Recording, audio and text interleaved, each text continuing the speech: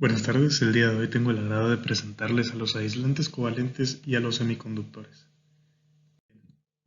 Empecemos con las moléculas covalentes. Sabemos de que las moléculas covalentes son formadas a partir de enlaces covalentes. Estos son enlaces en los cuales los átomos que participan comparten un par de electrones. En estos enlaces y por lo tanto estas moléculas y estos sistemas cristalinos no se forman redes o mares de electrones como comúnmente conocemos del enlace metálico, ni tampoco se presentan cargas formales en ninguno de los átomos, como es el caso del enlace iónico. Pasando a qué son los aislantes y los conductores. Para definirlo en palabras prácticas, un aislante puede ser térmico o eléctrico. Un aislante térmico presenta alta resistencia al flujo de calor y un aislante eléctrico presenta una alta resistencia al flujo eléctrico. Un conductor, por el contrario, facilita la vibración molecular que puede ser de movimiento del calor de un extremo al otro del material o el flujo eléctrico de un extremo al otro del material. Bien, la capacidad de conductividad es directamente proporcional a la habilidad de los electrones para fluir libremente en el medio. Este es el caso de la conductividad eléctrica. Y la conductividad térmica está más asociada a la habilidad vibracional que existe dentro de la matriz sólida del material. Bien, los aislantes son no metales en la mayoría de sus casos y los conductores vemos que son los elementos que son los metales, especialmente aquellos metales del grupo de elementos de transición. Y una característica que vemos con los conductores metálicos es que disminuye la conductividad al incrementar la temperatura. Bien, pero ¿qué pasa con el grafito o el grafeno? En el grafito o el grafeno, que estos son materiales sólidos, la red cristalina que se forma es basada en el carbono. Cada átomo de carbono se enlaza covalentemente con otros 3 átomos de carbono. Sin embargo, en este sólido covalente sí vemos una buena conducción eléctrica. ¿A qué se debe esto? A que cada átomo de carbono forma 3 enlaces sigma con otros 3 átomos de carbono y forma un enlace pi. Como cada átomo de carbono está formando un enlace pi y esto se repite en toda la estructura cristalina, vemos de que la nube pi del sistema es continua. Al tener una nube pi continua, esta es la que le confiere la capacidad de conducción eléctrica, puesto que es precisamente en la nube electrónica pi, en el orbital pi, que los electrones pueden moverse de un átomo a otro y esto le confiere la capacidad de conducción eléctrica. Entonces, ¿qué hace que un sólido pueda conducir la electricidad? Bien, aquí vemos de que la conducción eléctrica se da debido al ancho de banda prohibido, que puede ser existente en grande o baja proporción o no existente. En el caso de un conductor vemos de que la banda de valencia y la banda de conducción están unidas entre sí. Al haber un traslape en estas dos bandas, la conducción es facilitada. Lo que pasa con un aislante, por el otro extremo, es que la banda prohibida o la band gap es muy alta.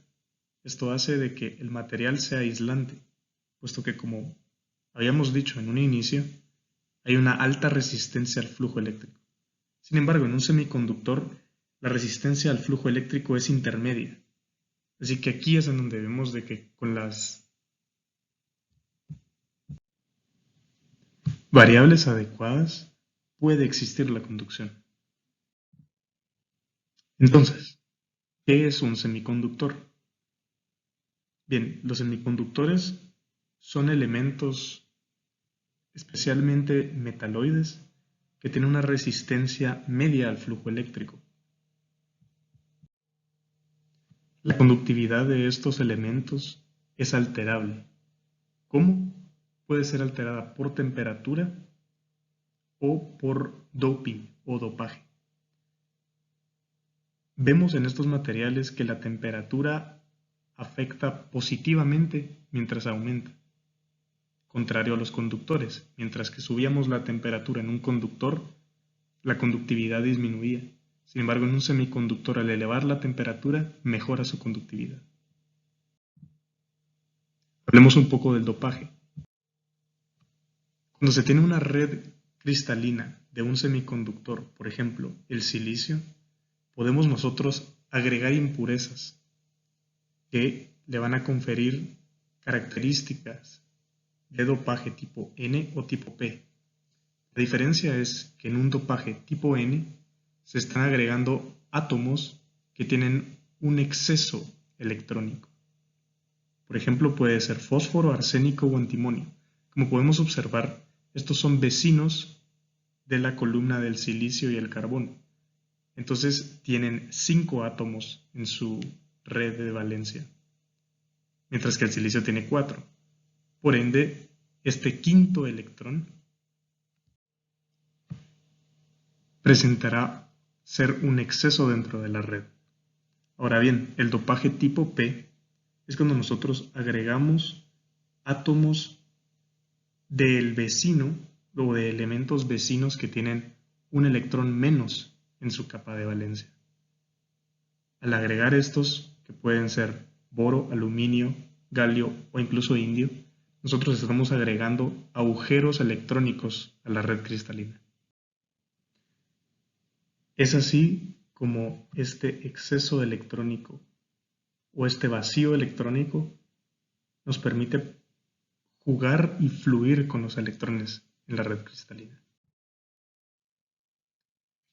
Vemos aquí una representación gráfica de cómo un semiconductor puede ser mejorado por el agregado de impurezas o el doping.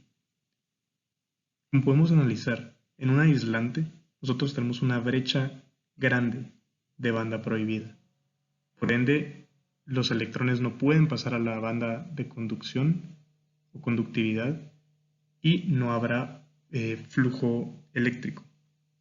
En un semiconductor intrínseco, estos son aquellos semiconductores que intrínsecamente su banda prohibida es bastante pequeña. Por lo tanto, una excitación electrónica sí puede causar que los electrones lleguen a la banda de conducción y que haya conductividad eléctrica. Sin embargo, para la mayoría de conductores vamos a necesitar agregar estas impurezas.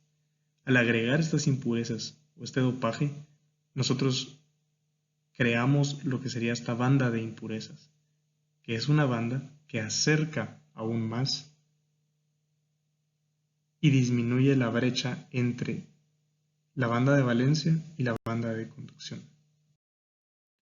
Hablando un poco de la aplicación de los semiconductores, vemos que al unir una matriz de semiconductor dopado tipo P con una matriz de semiconductor dopado tipo N, en una unión PN, nosotros tendremos que los electrones en exceso de la matriz dopada N viajarán a la matriz dopada P para ocupar los huecos o vacíos que se forman por el agregado de los elementos que tienen un electrón menos en su capa de valencia.